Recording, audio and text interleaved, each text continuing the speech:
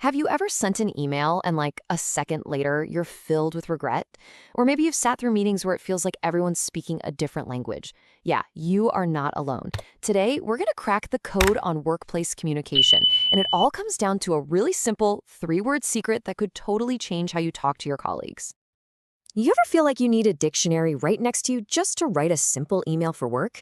It's a pretty common feeling, right? This pressure to use all these big, fancy words to sound, professional. But what if the real key to communicating well is actually the total opposite of that? So here it is. The big secret is, well, it's not that big at all. It really just comes down to these three little words: simple, clear, and polite. This isn't about swallowing a thesaurus. It's about building a practical toolkit that will actually make you a better communicator, like starting right now. Okay, let's dive right in with our first tool. We're going to tackle something that I think we all kind of dread: those super long, dense reports. But don't worry, there's a much, much smarter way to get through them. This right here really shows the difference between working hard and working smart.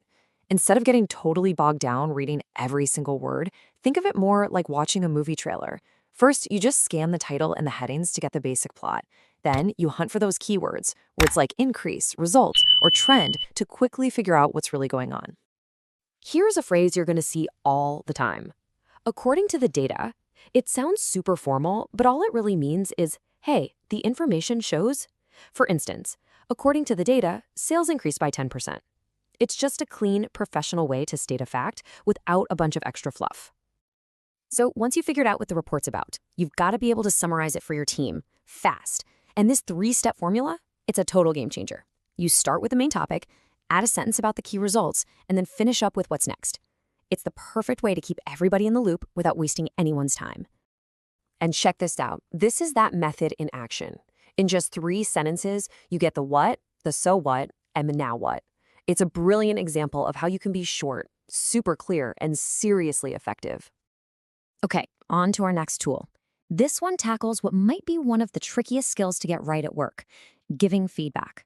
The whole point is to be helpful without being hurtful. And believe me, it all comes down to the words you choose. Oof, imagine your coworker saying this to you. I mean, sure, it's direct, but it's also pretty harsh, and it immediately makes you feel defensive. This is the kind of feedback that is a total conversation killer. Now look at this little switch up. Just by phrasing it as a question, maybe we can change this. You completely change the vibe. It's not an attack anymore. It's a suggestion. It actually invites the other person to work with you. It is such a small change, but wow, what a huge impact. And here are a few more phrases you can add to your toolkit. See the pattern here? They often start with something positive or a gentle suggestion. It's a really simple but powerful way to share your ideas and make things better without stepping on any toes. Of course, feedback isn't just a one-way street. When somebody gives you a compliment, a simple, gracious thank you is really all you need. Something like, "Thank you, I appreciate it," is just perfect. It's professional, it's warm, and it shows you value what they said. All right, time for our final tool. Let's move away from the formal stuff and talk about everyday small talk. It might seem like no big deal, but honestly, these little casual chats are like the glue that builds really strong, positive connections with your colleagues. You can basically think of this as your small talk cheat sheet. These are simple, go-to phrases that will help you handle those everyday moments without any awkwardness. From just saying hi in the morning to politely turning down a lunch invitation, these little things make a huge difference in building a good vibe at work. So, we've loaded up your toolkit with some great strategies for reports, feedback, and small talk. But here's the thing. Just knowing this stuff isn't enough, right? The real magic happens when you actually start using these simple, effective phrases out in the wild. So to help you get started, we've got a little challenge for you. It's super simple, but it's really powerful. We just want you to take one small step, use one new phrase, and start building that communication muscle today. So here's your mission if you choose to accept it. Just pick one of these phrases and make a point to use it at work tomorrow.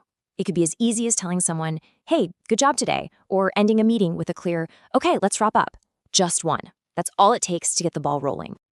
And that is pretty much it. We've given you the tools, but now the real power is in your hands. So the final question for you is this: which new phrase are you going to use tomorrow to make your workplace just a little bit better and a little more collaborative?